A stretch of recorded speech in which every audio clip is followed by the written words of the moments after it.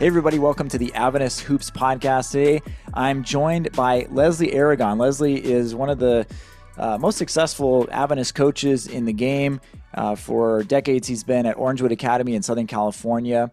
He recently resigned in March, and thankful that he's on today to talk about what has happened and what's transpired over the last few months, but also to just get to know him and let you kind of get to know who he is as a person, as a coach. Les, welcome to the Adventist Hoops podcast. Thanks, Dustin, for having me on. I'm really excited and honored and thankful that you would have me on. And I appreciate what you've tried to do for the Adventist community, specifically when it comes to basketball. So I'm happy to be here. Well, this is a long time coming. I mean, you and I have been talking on and off for the last few months, and so I'm glad that we're able to kind of. It's kind of the first time that you've been able to kind of share what's happened to you, and I want to get to that. But also, I want people to know who you are and a little bit about your background, your journey. You've been at Orangewood for quite a while. You've been teaching there, athletic director, how long? Yeah, I was the athletic director for almost 19 years and coached, as you know, everything in between, obviously, specifically boys and then girls basketball. And for people that don't know who you are, I mean, what are uh, I could list off all the accolades that you've accumulated over the years. I mean, section championships, competing in the open division for California CIF playoffs, which is the best teams in the state regardless of division. And so there's quite a few things we could list off. I think one of the most interesting things is though that people really seem to gravitate towards you as a leader and as an advocate and as a mentor. And that is, as I've talked to a number of people in the community, that has been one thing that's really stuck out for you. And that community is important to you. You're an Orangewood kid yourself, right? Yeah. My brothers and my parents, obviously my dad was a Adventist pastor for 42 years officially, with more than half of that coming here at Southeastern California Conference. And even in retirement, the last 4 years, he's been helping the church. He's been an Adventist pastor for 46 years. My mom was at the executive committee board there at the conference for 10 years. And so my brothers and I started at Orangewood in 1988. So, and so while we were away at school, my parents were still on the board. And then I was lucky enough to come back and help out in 18 and a couple of years just coaching sports. So we've been associated with Orangewood for 36 years. And so that's all we've ever known. And that's been home to us. And we were extremely thankful and grateful for everything that it had done for us, specifically in our professional and personal lives. So yeah, we are definitely Orangewood, born and bred. And at that point, there was, I'm guessing, no interscholastic competition that you were able to participate in at You know Orangewood, what? or It's interesting because I was kind of like that middle ground, right? Because the people before us will be like, oh, at least you get to compete. So I mean, we would just compete against all Adventist schools. We at least had that, right? And it was 4 seasons, which was pretty cool. We would go from flag football to volleyball to basketball and then finish with fast pitch softball. And right in the transition, actually, my two younger brothers were able to participate their last 2 years of high school in CIF. So the okay. year I graduated, the school went CIF the year afterwards. So, I was kind of instrumental in as they were transitioning into what they should be looking for and stuff, and like what would I like to have seen if I was participating in CIF. So yeah, that was in 1995 that Orangewood Okay. participated in CIF. Nice. I mean, Yeah, that's one of the earlier schools in Adventism, I think, to participate in yeah. their I think state. Yeah. Yeah, you had Glendale come in, I think early 90s, about 91. I think last year Academy 1 or 2 years, and then the rest of us went in right at 95. Yeah. Mm. And was basketball something that you gravitated towards since you were a kid, or is that something that you sort of developed a love for over time? I think a little of both, right? A little of both and stuff. I really loved all sports, I love participating and playing in all of them. And then little by little, basketball started being, more of a connecting piece and more passionate, and then eventually leading into what we were able to accomplish here the last 20 years. So you graduate Orangewood, and then you go to college. I assume you were a exercise science major. Yeah. Yeah. Yeah, so I did undergrad in exercise science. Used to be PE, by the way. Now it's fancy exercise science. And then I did a theology major and a master's in family life at the University in Mexico. So Mm. those are my three backgrounds. Yeah. And was that at Montemorelos or Yeah. Adventist Yeah. University? Okay. Montreal University. Yeah. Okay. So, pastor's heart, you have a theology Yeah. degree and Yeah. family life degree. And how did you see yourself implementing that in an education setting? You know what? That no, it's interesting you asked that because I came back, right, and I was working in finance. A friend of mine had a business and was doing well, the financial part, right? But it wasn't really didn't really find a lot of purpose in it other than making money and and so as I came back from the masters, one of my mentors, Wayne Tamanaha, was at Orangewood and he was in the process of retiring right after being there 38 years. His name's on the gym, just a phenomenal individual. And so right around where I'm helping him just coach sports, I transition into this position. And Dustin, I remember being in my office, I think 1 or 2 years into the job, right? And I just kind of had this moment where I realized that the three things that I have gone to school for, I was literally doing every day, right? Which was obviously the exercise science and the athletic director part, but then the theology part and the counseling, I was doing it every day. And I'm like, it never fit. And when I've counseled kids that have come in to ask different things and what am I going to study, coach, and this and that, I said that sometimes it doesn't just all of a sudden from day one. Like my brother, the younger one, is a super successful surgeon in Kansas City. He kind of knew from the beginning, right, where he was going with all that. And but for me it was a little different, and so yeah, that was kind of how that happened. So you didn't necessarily always want to coach or, have like this bug to coach since you were, a player, right? It was something that Oh, came in later. it came in later. Yeah, I wasn't always, oh my goodness, I'm going to just transition right after my senior year into coaching and stuff like that. Or When did you decide, or what was the moment that you were like, I think I would really enjoy coaching? yeah, I think probably when I was studying theology, right? I mean, I liked certain aspects of it, but I realized I missed a lot of, the sports specific Mm, stuff. yeah. And because down at the University in Mexico, it's really specific, right? There's no such as general edge or you kind of go straight into that. And so I think I missed it. And when I came back, I think there was they called me to kind of help with the JV, boys JV basketball. And when I did that, I'm like, okay, yeah, this is something I'd love to continue to do. Mm.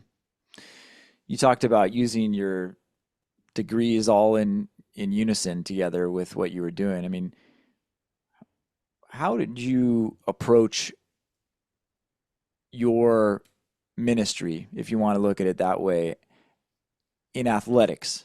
Because some people may think that's not necessarily a place where you would. I know our community probably doesn't think of it. They Uh, think of it as a ministry, but some people might think, "Oh man, athletics." Like, how did you approach that as a ministry? Well, no, and it's actually interesting because a lot of our community still don't consider athletics to really be, have any part. That's why I think what you're doing is really helpful and has a big impact. I think throughout the process, right? So one of the things that when I came back into Orangewood that I wanted was early on was since athletics has had such an impact, even with no CIF, right, and limited in my life and in my brother's life, I wanted to be able to give kids that, right? But I also wanted kids to be like just not just play it because it was there. I wanted people to be okay, like we're really good, even though it's an Adventist school, right? I didn't want people to lose that. And then from there, it transferred into, okay, we're just going to be really good regardless of it. But also in the process, especially when we started recruiting as many kids as we were, right? Specifically with 99.9% of them being non-Adventist, at a certain point, I think I decided that we needed to become more intentional, right? Instead, you know how you always say, "Oh, it's more than winning, and it has to be more." Like we said, okay, well, what does that really mean? And that's when we started, with the community outreach activities, right? And eventually leading into sharing, Christ and basically a relationship that the kids could take after high school. And then, we were blessed enough to baptize a lot of these kids that had come in with no, definitely no Adventist background, and a lot of them not even really a religious background. So it was the kids that were coming in that didn't know Jesus that prompted you to really take a specifically spiritual, uh, I guess, emphasis. I Yeah. think all of our educators, whether they're in athletics or not, view their work as a ministry, and it, kind of incorporate spiritual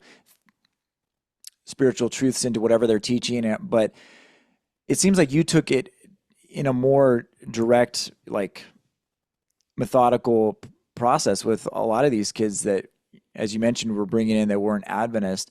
And how many kids have you baptized over the years? 39. 39. Okay. Yeah. That's the athletic director and the Yeah. head basketball coach. Yeah. Wow. Yeah. Really interesting. I mean, you talk about the kids that you were bringing in. What what was Orangewood's competitive level when you first started, and how did you grow it into becoming a really strong athletic school? Yeah, I think early on, right, we if you're familiar with you are obviously with CIF, right? We were competing in really the small school divisions, right? In fact, the first section title our school won was in Division 6, a division that doesn't even exist in CIF anymore. And if In you Southern California, in Northern California, it does, but right in Southern California, and from there, so 6, there's literally a 12 division jump from 6 to what is now the open, right? And so when we started there with a lot of the kids, and we were just trying to be better, and in the process we started like attracting kids, right? And little by little we started building them. Then we started attracting kids from the international, other parts of the world. And so from there, little by little, we were transitioning. And then, we just became really goal oriented into, okay, this is what we're chasing. This is what we're trying to accomplish, right? And in the process, you realize that, I mean, this is no secret, right? Success attracts more people. Like more people want to be part of success, whether it's, the committee, that we form, our athletic advisory council, led by somebody, well, Tim Windemith, right? And all the alumni and people that wanted to do well and wanted to see this school succeed and wanted us to see our enrollment, which was really one of the initial thoughts that we had, right? That through success in athletics, we could boost the enrollment of the school. And so, yeah, so from there, it transitioned into just, more and more kids coming and the level of competitive equity or the talent level continue to grow, with our own kids and with kids that were coming. going back, how did you get the momentum started in the very beginning? Like, how did you start seeing a little success? Was there anything in particular you can point to? Was it just putting more time and more work in with the kids that you had? Did you get in a development program going in middle school? I mean, what kind of were some of those things All that of let? that. Yeah, yeah, yeah. Yeah, all of that. And I think what, like, for instance, right, when we started the first year that I took over as athletic director, I realized there was like a little summer tournament, right? And so here local. So we did that, but that went into a few years later. Our teams were playing 30 to 40 games a summer, in that capacity, right? And then it went into, our middle school teams, right? We started being more intentional with the middle school teams, right? And then of course it became a word of mouth, right? Into like, we had a lot of success, especially on the girls' side, with girls that wanted to be a part of us from Mexico, right? And so then that started going, and so then you had all these different things that were kind of, we formed, I think 10 years ago, the Athletic Advisory Council that allowed us to, to put money into the facilities and into the coaching staff and what we were trying to do. What was the response like from the community as this program started to evolve, to bring in international students and become more and more competitive? I think for the most part, right? As you can, one of the things that I've always been really proud of was the amount of fans that would come, right? And I would even talk to people, colleagues in the public school sector, or whatever, and they would be, Leslie, we don't have what you have, right? So, and then when you consider that our enrollment, right? I mean, obviously it's really down right now, but our enrollment was always just around 100, right? To be able to attract I think in our last section title, we had well over 1,000 people. Well, there's only 100 kids, right? So that like the people had to come from other angles. But I think it was always there. But there was always that pushback, and some of it, rightfully so, the concerns of it, right? Like, hey, are we changing the culture of the school, right? And I'll get into that in a little bit, but are we changing the culture of the school, right? With so many non-Adventist kids coming in, and what's going to happen to our own kids, in that process. Yeah. And so there was, I would tell you 90% of the community, even till my last day, was extremely, extremely supportive. How did you respond to some of those questions or Yeah. I think, criticisms? there's a kid, he just not a kid anymore. Kind of went through our system. And I remember his senior year, right, when we had a lot of kids that had come on board. And in our quarterfinal game, he had like 25 points. His name Nguyen, Nguyen Lee. And he just coached our volleyball team that made the semifinals this school year. And so he did a really good job of rising to the challenge, right? Rather than say, "Oh, poor me," rising to the challenge. And I think that's kind of how we addressed it, right? Like you want to have everything be that way, right? Like you're not gonna try to make like your math program, right, come down because kids can't reach. You have one really good smart kid, right? So we were trying to make everybody rise to that. And the other aspect of that always is, and I think it's going to be a question that will be asked forever, right? And I'm sure, because I've heard some of the athletic directors or schools that you've interviewed in the process, right? The whole aspect like, oh, what happens when you non-Adventist kids come to the school? It's interesting, Dustin, that if you go to the conference, right, the evangelism department, right, and the education department are probably a few doors down. And if you were to go ask the evangelism department what they would pay, have, right, 50 to 100 youth, by the way, which is even more valuable, right? 50 to 100 youth that they could minister for 180 days in a campaign, they would pay a lot of money for that, a lot of it. And I think sometimes we don't connect that, right? Mm. We don't connect the opportunity that we have into that. You have to be intentional, right? Obviously, if you bring kids that don't want to be a part of a religious thing, which none of our kids ever were, by the way, Mm. if you bring that, right, only that, yes, right, and you don't have strong leadership and you're not intentional in the process, then I could see where it could become a problem. But in reality, it shouldn't, and we should be embracing that, right? Just because I told you, like evangelism and education are right next to each other. So I think, yeah, one of the easy knocks on that is like, that's just a cop out. Like, it's not yeah, really a ministry. Like, that's a nice thing to say, but we're really just trying to have the best athletes possible. And, yeah, we'll say it's a ministry because it's at an Adventist school, but there's maybe not a lot of effort put into making it a true ministry and, being intentional about reaching people for Jesus. right. So, And even look, and I'm gonna name drop here, the Luz at Loma Linda, we were having that conversation, and like even if it is, right, even if it's a cop out or mm, it's an easy thing for me to say, well, we're sharing Jesus. Even if it wasn't true, they're still in the school, they yeah, still take a Bible class, they right. still go to chapel. So even if the intentions were bad intentions, right? Even still, right, there were there weren't they weren't going to be. One of my friends who I went to PUC with, and he's our announcer at Sacramento Academy, he made a comment on one of those posts that I posted on Instagram on this topic and said that Jesus and basketball are for everybody. And 100%. And by the way, without trying to preach, because I have a theology degree and people get turned off if I start preaching.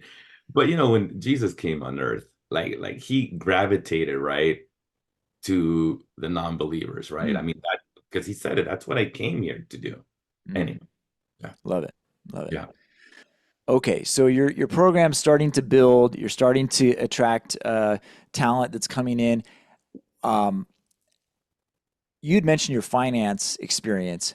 What role did that play, or maybe not at all, but any of that experience help you in your AD role and as a head coach, as kind of you're building this program?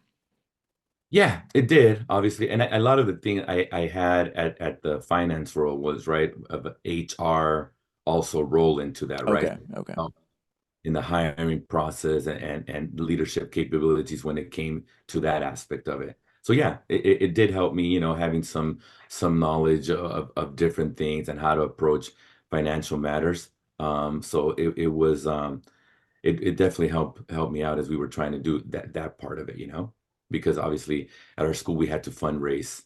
The school never provided any money from operational budget, so we had to raise anything that we did from dollar one. And explain to people like what kind of funds would you need for this kind of a program and for bringing in international students, and how did you go about raising the funds? Yeah, the funds obviously, we worked hand in hand with our the business office, right, into providing as much based on our networking and when we formed this committee, right? So we were trying to raise as much money to help the school with the tuition assistant portion of the budget, right?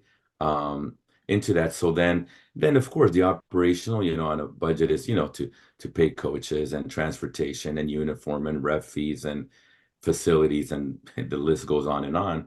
And so, we were, our golf tournament, that up until last year was super successful, and we sold it out last year when we ran it in July, right, at 144. And so, and that worked both, right? Obviously, it built a lot of good rapport and a lot of networking and just goodwill towards people. And out of that 144, I think about 100 of them were alumni, which was incredible, right?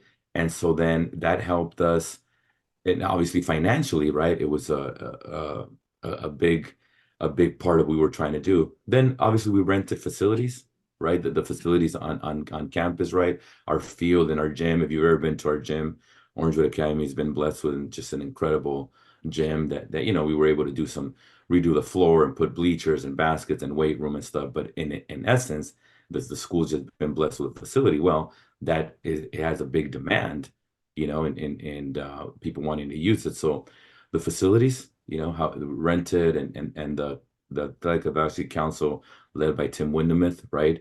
With donors and stuff, and the golf tournament. So all that came hand in hand. So you're building this program, it's growing. You mentioned you guys started off in D6. What was the progression to reaching the top divisions in California? How did that go? Yeah, it literally because the systems change, right? So it literally went from D6 to D5. And then from one year in 2015, right, we won a section in 5AA. And then the next year, we get moved to 1AA all the way over. Oh my goodness. Yeah. And we made the semis, we made the semifinals. So that was in 16. And then in 17, we get selected to the Open, which it's arguably, right, is the toughest playoff bracket in America, you know? Yeah. And The have you nation. been in the open division most of those years? Well, I mean, we've been every 4 years. Four We years. had the Okay. privilege of being in the Open Division for 3 out of the last 4 years. Yeah, this Yeah. last year, as you know, it had the number one and three teams in the nation. It had the best freshman in America, best sophomore in America. Yeah. As the stakes sort of got higher, the competition got higher, did it become more fun for you? Was it more pressure? Was it more stressful? What was it like for you personally? The winning games to get there became more exciting. A lot of pressure. A lot of pressure because some of those schools, which I have like, just nothing but respect for those schools and the coaches, right? At the places, but we just to get there for us, it's just so much harder, right? In essence, right? Just based on our budget, on our, I mean, a lot of the public schools are in the thousands, and our enrollment, and like this year, I mean, I loved our team, but we dressed 8 girls, through the section, and you're playing teams that have frosh off and JVs and varsities and stuff. So yeah, it's a lot of work and really rewarding to get there, but yeah, it's a lot of pressure, a lot of pressure. What was your favorite season? I don't want to put it like that because you probably don't want to say No, like a because then favorite I'm gonna season, get but my phone's gonna what? blow up. Coach, you said that's your favorite, so I'm not taking that bait now. Yeah, yeah, yeah. Okay. Tell me just one of the seasons that sticks out to you that is memorable for a specific reason that maybe people don't know about? Ah, man. Maybe a season that you had to overcome quite a bit of adversity. There was a year where we lost a lot of girls to ACL tears, in 19, and we're still able to, we're in Division Two AA and still make the playoffs and win a playoff game. I mean, last year for a lot of reasons, we only dressed 7 girls and we still won 20 games and won a league title, right? So 2012, the first year we win a CIF title. I just told you like to go from 16 to 15 all the way to 1 AA and make the semis. The first year we're in the Open in 17. Yeah, I mean, I just go down the road, all of them, all of them are special because of every kid that's was a part of it. Have you been ranked nationally? Is that something that happens? I think if you do the unofficial max preps, right? I Yeah. think uh, we've been, I think, in the top 50 at one point, state-wise, a couple years ago, in the, I think the Cal Preps rankings there, we moved up to 13, which I think for me, that of all the rankings, that's probably, the one of the ones that's I'm most proud of. Yeah. Who are some names that people should know of that you've coached over the years and what they're doing now? I think we've been blessed. I think we had over 40 of our kids, right, going to play college sports, and out of those, I think we've had Are you eight. talking about your girls program No, no, or your and athletic department? we got a couple of softball. Lot of our Yeah. boys went to play to play basketball, right? And out of those, we've had a golfer, had a swimmer now, we've and 8 of those have gone on to play Division 1, sports, basketball. So yeah, I think one of our girls starts in the Pac-12 now to be the Big Ten. She starts for Washington. Hmm. So yeah. As as your program became more competitive and more competitive, were you uh, spending more and more time focusing on trying to facilitate college opportunities with these kids, or is that something that just naturally kind of happened and you didn't have to devote a ton of extra time to it? But what priority did you have on that for the kids that were under your watch? Yeah. Early on, right, it was just something that was happening. But I don't know if you ever the 30 for 30 from John Calipari, right, where he said that it's on the one and done, I think, right? And so he was saying how for him, he was more proud of the guys that would go on into the NBA, right? That he was able to coach than winning games, right? And I think kind of just clicked on me. And on that point, I said, okay, we need to become more intentional, right? On trying to provide every single one of our kids, right, through our networking, through the tournaments that we go, right, through club organizations that our kids are participating to try to give them a chance to go into college. So yeah, so we spend. I always hope I would spend more time, right? Because you just always want to give every single kid that graduates, right, a chance to play at college and to be able to pay for some, if not all, their school through college. So I always wish we would spend even more time. But yeah, we've spent a lot of times and become a lot very intentional in trying to get our kids to the next level. As a committed Adventist, were Adventist colleges uh, an option for some of these kids that you could recommend, or was it something that you're like, you know what, this is maybe not a great option for you? How did you approach that? Was that something you talked to your kids about? Way to put me on the spot there. Thank you. And No, I say this as oh, two people, you and me, that both love our all of our institutions and want to see them grow and reach. So I yeah. come from this as like, what can be constructive criticism as a high level high school coach that our college coaches and ADs can listen to, basically. So Okay. feel free to speak freely. Sure. And listen, and I'll start obviously a few years ago, Paul Starkeybaum at Walla Walla University, right? He was taking over the girls program and he saw our girls play and we connected.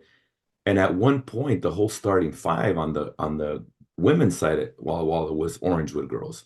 This is, I think, about 4 or 5 years ago. Mhm. So, and because, he became intentional in how they were going to try to fund that, right? And to me, I think that the constructive criticism is like, I think all of our Adventist universities, right, have do a really good job, with a lot of their programs, or academic wise, and getting people out into the professional world, right? You graduated, I graduated, and so, but I think where the challenge becomes is when you're trying to build, right, and recruit these student athletes, you're going to have more funding for them, right? And some of them, especially on the West Coast, right, are doing a lot more with that. And I think they're realizing that, because ultimately, I'll just put it to you, it's never been that, oh, coach, I don't want to go to that school, right? It's just Mhm. Yeah. like, how much money is there? And I think the times that we had a kid that was right on the line to choose that school, they didn't, because it was strictly a financial thing. It was never anything to do with they didn't like the school. And I think that that is almost a philosophical decision by a lot of our institutions to not offer full rides for athletics. Um, there's full rides that are offered in a lot of different areas, and for whatever reason, to my knowledge and in my, you know, experience working with different kids that are looking at Adventist colleges, there's only so much that the coaches can do. And if it does come down to money and the kid can't afford to, they're going to take a full ride over a partial scholarship, like no matter where it is. It's And usually, even sometimes, even if you go partial, right? Look, at our school, I've always had this discussion, right? Like, we never said, right, that boosting enrollment to athletics was A, the only way, or B, the best way, right? It's just something that worked for us, right? And I saw as the only thing that was boosting enrollment. And so I was once at a basketball clinic many years ago when the Gonzaga coach Mark Few, right, spoke. And at the beginning, before he got into the X's and O's, he talked about what Gonzaga basketball had done for the university, right? When he took over, enrollment was a couple thousand, and what it was now. And based on think the March Madness money, right? They had been able to build and capital improvement like over $40 million into the university, right? And I always hope and wish that Adventist universities could kind of see, like, you don't have to blow it up to that sense, but try it. What if it boosts enrollments? And as some of our universities are struggling now, with the enrollment crunch, and if you do that, maybe enrollment comes up, and maybe you start getting money that wasn't coming in before, right? Where you're able to improve, kind of like the Gonzaga model, right? And to just try it a little bit, and see it, and see if it works, see if it works on that sense. And going back, some of these kids weren't looking for a full ride, but they were just looking for a little bit more than what's being offered or was yeah, offered. yeah. What kind of support did you feel as you're building this program and you're trying to raise funds and you are recruiting international students that aren't necessarily Adventist? Was there any philosophical differences that you were having to deal with at the school? Yeah. And I think ultimately, that's probably the biggest reason I'm sitting here with you now, right? Into the We capacity. would be we'd be talking either way. I would want to I was talk gonna to you say, no matter yeah, what. right. But I'm saying, as I'm sitting here as formerly, like you introduced me, right?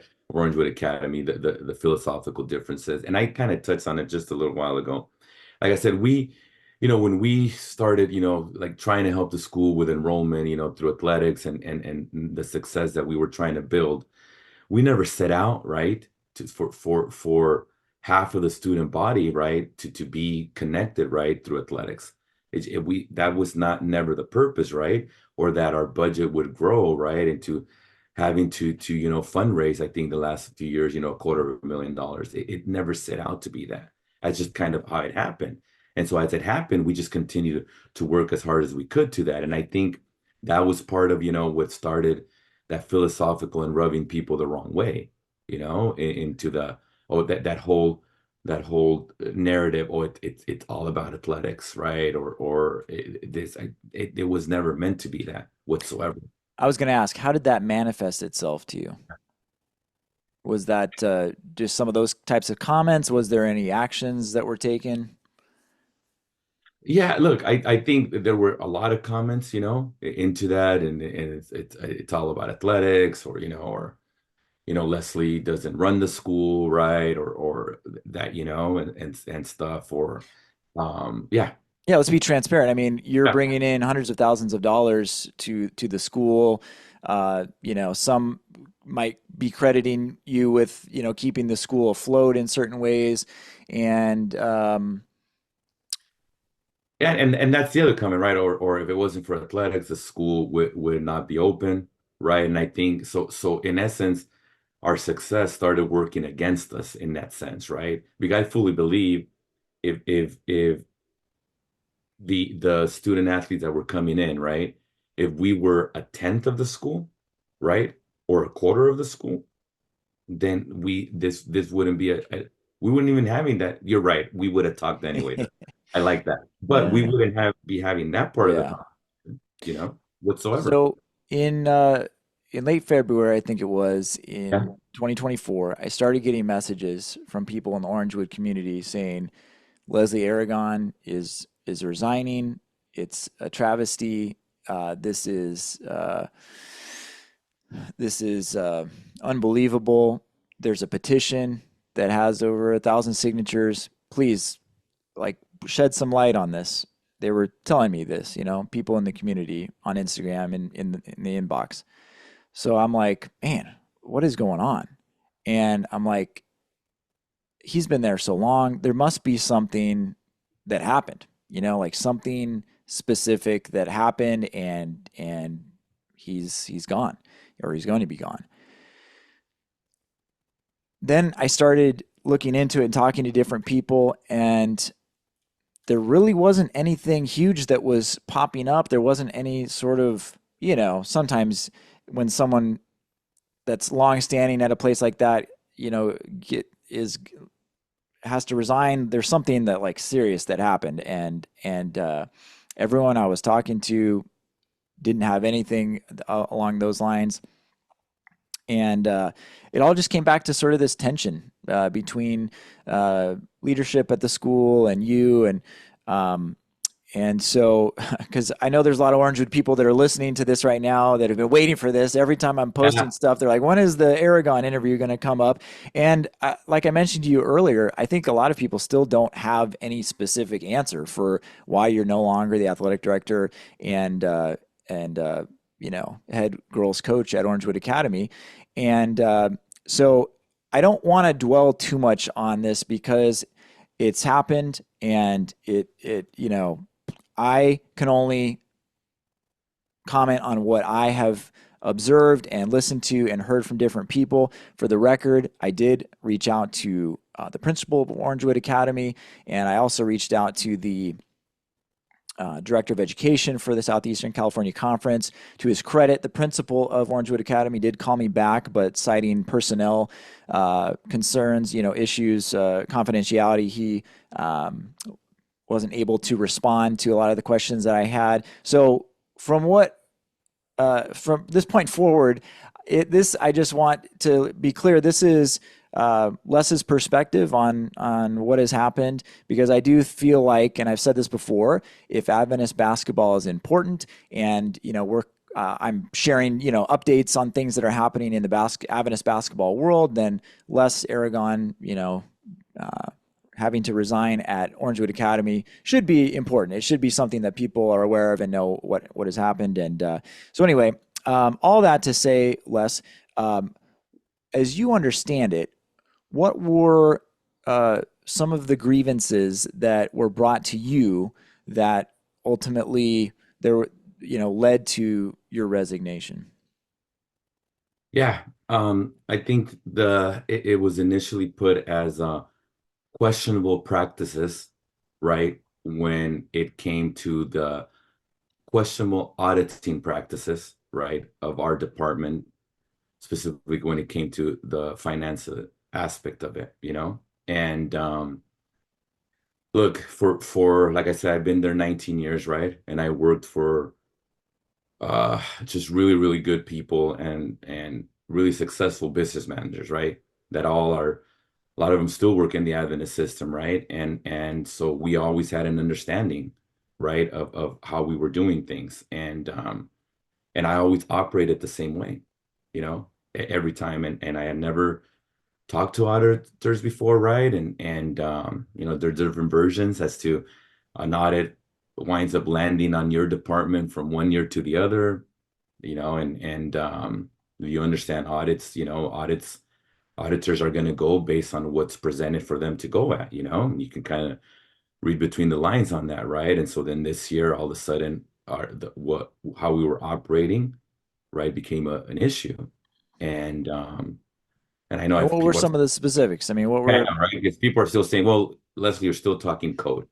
For instance, right, we at a game, when we people didn't have, people don't carry cash as much, right? And so we didn't want to lose the transaction. So I printed up my Venmo, right, account on the door, and people would pay QR code that, or right? something? QR code Yeah. into that, and we would use that. And so then that became a big no-no, right? And again, look, I don't like when kids use the whole, well, coach, he did it or she did it, why am I not, right? But by the same token, doesn't like when still to this day, right? Like teachers operate their fundraisers, right? Or the DC trip per se, right? By doing fundraisers off their Venmo, right? And so you kind of question, wait, that part of it, right? Became into that, right? And so it was like that was one of the big ones right there, Which as to had that. been a practice that you had an agreement on with business managers in the past that was Yeah, like we were going to turn into well cash, well right? known. Yeah. Yeah. Okay. And look, and we were, I think a lot of times, in an effort as the program grew, right? And I had really incredible helpers and assistants and but they were all volunteers, right? So it was kind of a one-man operation. And I told them, the mistakes that I had made were not of the malicious intent, but more of like, hey, I just didn't have enough help, or I was just trying to do it, trying to not lose the money, right? We had a lot of money to raise, so everything And that just to be clear, yeah, this is your Venmo account. They've yes, Venmoed the money. You transfer it to the athletic account afterwards, just so right. that people don't get turned Yeah, yeah, away at the door right, because they don't have cash. right. Um, okay, so there's that. Anything else? Anything else? What is it? I think the other aspect of it, right? Yeah, yeah. Sometimes the cash box, right? You have the cash box and stuff like that, and your support personnel and stuff like that, right? That are volunteering, and you feel terrible, and you want to give gas money or whatever, right? So then we use that and give it to them, you Yeah. know, from that, right? And I understand that from there, it opens up into like, well, we don't know what went in and what went out and stuff, but You're again. saying if someone's working, you need to record the total amount received, and then out of that Correct. amount, pay. Yeah. Yeah. So if anybody's looking at it from like, well, Leslie, yes. And again, like I said, I never alluded to that being the correct way, right? It's just we did it and that became, the the issues. Yeah. One other thing that had been mentioned is the gym use by an outside program. I think Vanguard University had some flooding going on in their gym, and you had a relationship with the coaches there, and were able to, or they asked if they could use your Yeah. gym for practices, which were happy to oblige and help them out in their time of need. And what happened after that? Yeah, and then obviously, the coach, there's, the legend, by the way, a legend in women's basketball, Coach Davis. And so he said, "Hey, we'd like to make a donation, based on your gym, you guys using it." I said, "Well, great, thanks, coach." So I submitted the donation, but I didn't have a contract, for that 1 day rental. And so, so again, sometimes in not wanting to lose, right? I think they make a generous donation. I think they made $1,000 donation, right, for using the gym. So you don't want to lose that, That right? So was a handful of times, or with that, yeah, no, a couple of times with that they okay. came and did it and stuff like. But there were some 1 day operationals that we just didn't have a contract for. That's all. which I feel like so many teams and different programs, even NBA programs, they're in a city, they need to shoot around. Like they're going to a high school. I don't know that my team, the Sacramento Kings, is signing a contract with a high school gym so that they can use their facility for shoot around. I don't know. Maybe they are. Maybe they're Maybe, not. and again, all of the stuff, right? Like I worded it before, right? I think it's stuff that definitely shouldn't. Now, do I think it should have led to what it is? I guess that's for other people to figure out. It led to me being asked, right, to resign because that's the other part, right? That's been hard to process, right? Like people know, right? Like I don't have to convince anybody that is important or stuff to me that I would resign willingly, into that, right? And so I had the two options, and yes, I did. And the part that why I resigned because we're going back to the open division, right, and stuff, and so I can either, This season in the playoffs, just so yeah, people the are playoffs, I tracking. can Yeah. either stay and admit because I was placed on administrative leave that lasted less than 24 hours, and the only way to come out of administrative leave was to resign, and that was going to be the only way I could coach the girls team. And And that to me was the signal that there wasn't anything, if there is oh, right. a scandal of some kind, that person's gone immediately. They're not, if there's anything criminal or there's anything that is legal or abuse of any kind, the person's gone. And to me, it just was a weird situation. I'm hearing about this. Yeah, he's gonna have to resign, but he's not gonna resign for a few weeks, and then or a month or whatever it was, and he's still coaching. And I'm like, what? This is a weird situation. I wonder what's going on. I think part of it Which is, too. Oh, go ahead. no, yeah, which is the other aspect, right? And by the way, I asked, right, because the perception is, and I've been asked, and again, I'm not going to hide that, right? The perception would be, right, the mismanagement of funds and possible fraud or embezzlement, right? And I've asked all the time, and that was never the case, right? Even Yeah, from the auditors found. But yes, yeah. that would be another question, right? From that day, there was still 6 weeks, right? And again, I'm thankful, right, in the sense that I was able to honor a lot of the relationships and commitments that I still had to the school, right? So I'm not, but at the same time, that does raise the question as to what happened there, like why, if it was so bad, am I still around? And then the other aspect that's been frustrating is like, they'll tell you, right? I'm sure you got, well, he resigned, right? Well, if it's just resigned, but then, even up until last week, you still have Orangewood administration. So, well, he did some really bad things and this and that or whatever, right? And I'm like, well, you're going to let me resign, then let me resign, or you're going to still, yeah. And there is the thought, you wonder, like, this audit brings up these, in my opinion, minor things that are, easily, it's easily correctable with some instruction, right? Hey, we got to do this differently. Um, um, but also then you wonder, okay, if the person is that was responsible for these, you know, red flags that popped up on the audit, if they're gone, if that person is gone, then it's an easy fix for the audit. It's yeah, and, But and from that point of view, right, it is and stuff, and when you look at it that way, but I think it comes down into right, which I think what you said, the tension, right, and that becomes and at the at administration, and by the way, just so we don't, I don't like when people talk in general terms, right? So by administration, right, I'm just so you understand, administration at our school is the principal, the business manager, and the assistant principal, right? So when I say administration, I mean that's who I'm referring to, just so we don't get caught up into general terms.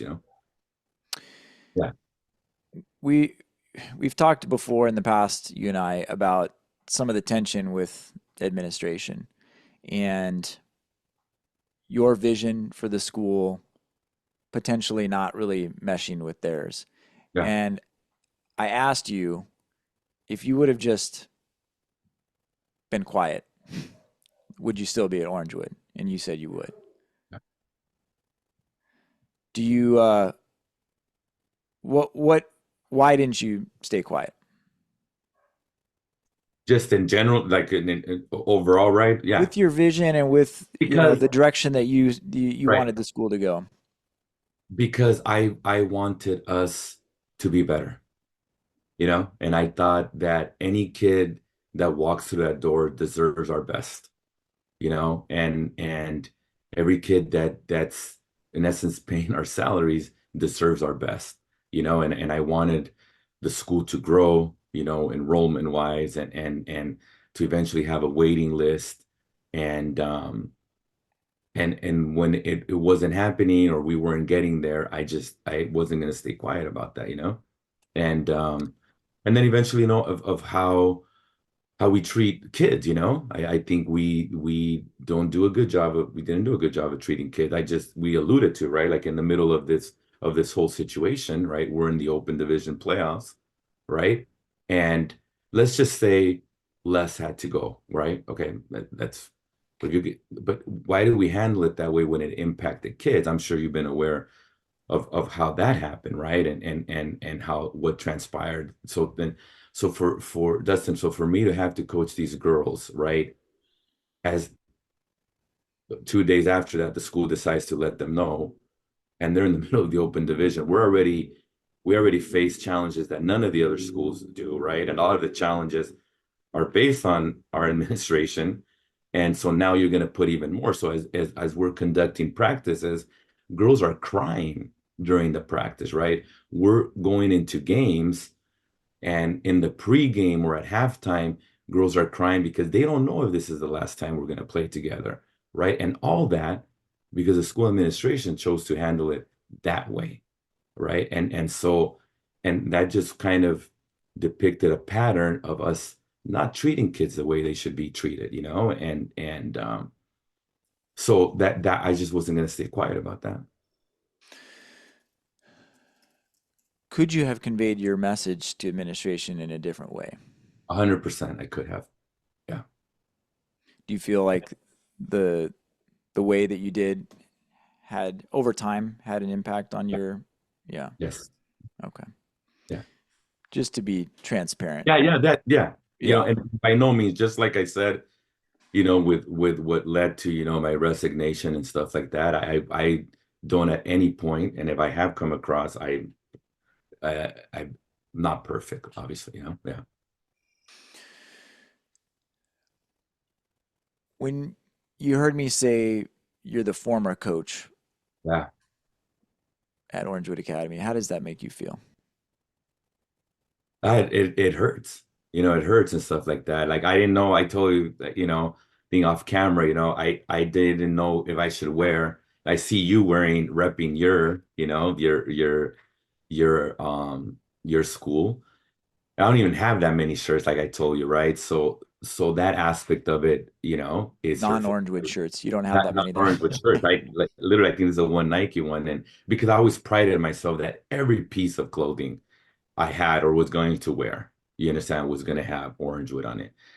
So no, it doesn't feel good. It hurts, and what's happened and transpired, into that. I just really quickly, our conference, our school's part of our conference that has 25 schools, and our I've been lucky enough to be the president of the conference the last 12 years. So the schools asked me to stay on till the end of the year, even with me not Sorry, being, I heard you say you've been the president of the conference. yeah, Western Athletic Conference, yeah. Oh, I'm thinking Adventist conference. Okay. No, yes. Got it, got it, got it. No, Okay. no, and I think that's probably never going to happen anyways. But of the Western Athletic Conference that are school parts. And so I've been lucky enough that they asked me to stay on right till the end of the school year. So we had a meeting a couple of weeks ago, right? And just a regular meeting, but when the topic comes up of Orangewood and the future of it, right? And I think in the middle of it, somebody said, well, Orangewood's not going to have a team. And I just kind of dozed off into and those words and stuff like that, right? And all of it, it's just a lot to process still, and it's just, yeah, it's difficult. Well, I know just from the folks that I've been talking to in the community there, there's just a lot of disappointment from a lot of different levels, from a lot of different angles, and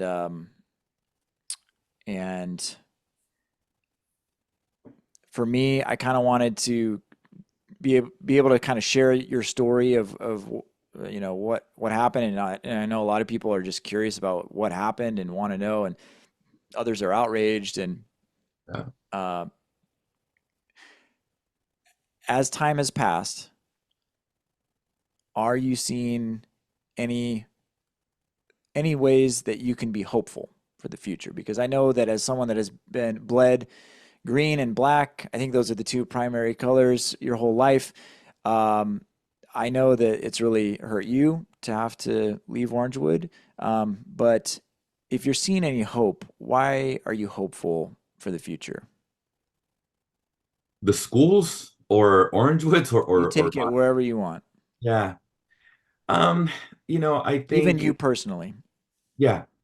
I think there's rays at times, right? The being associated, with the kids, and still like there's a lot of kids that I still take care of, right?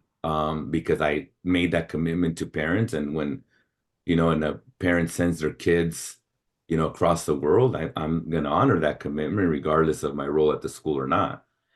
And I think that the interactions that I still have with the kids remind me, that of what is there. Like I'm blessed enough, Dustin, that we will be baptizing here at the end of the school year. I don't know how, because normally it would be graduation weekend, but there's still 5 kids that are going to be baptized, right? And so Can I you think not it's be a at remind, graduation like I'm not allowed to be at Orangewood for a year.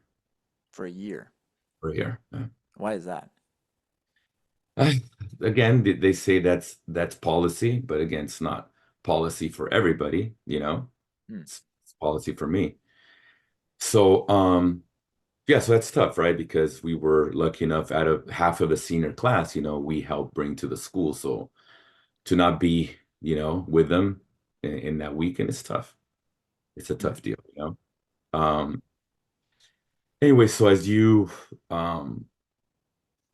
we're still going to be able to baptize 5 of those kids or want to be baptized, right? So I think that gives you the hope, right? That that God is somewhat still in control. And as hard as it is for me to believe what I've preached to these kids for so many years, it's still inside of me, and as far as the school, look, I think that there's more at peace that for whatever happens, right? Whether the rumors are true that enrollment's really down, or maybe it's not, right? Maybe enrollment will be boosted, right? But this change in philosophy, right? But I think it's real evident that the school administration, that everything that's happened or that it's happening at Orangewood was the vision that they had for the school, right? Moving the last 3 months and moving forward, this is what they wanted. And so I think I have to accept that.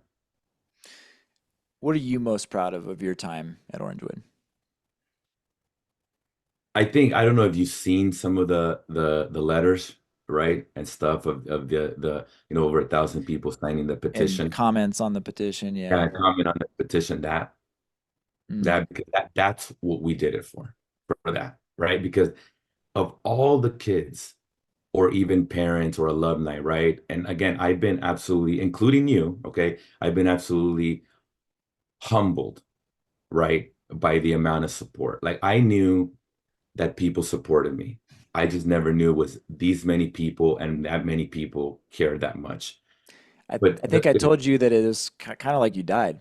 yes, Kind of died, and it was a funeral, and everyone was. You're kind of lucky in that way because most people don't get to, hear all those yeah. things that Uh, people say at a funeral. So, and one of the it probably felt like a funeral for you too. yeah, it did, right? And the good and the bad. One of my good friends on the athletic council, he said like, Coach, you're like a walking funeral, right? I said, I think you meant that in a positive way. Yeah. Um, but none of the people have come and said, right, hey, like, Coach, I remember you and I will love you because you won. I think Mm. oddly enough, I won my 500 game, right, shortly before I had to Yeah. leave.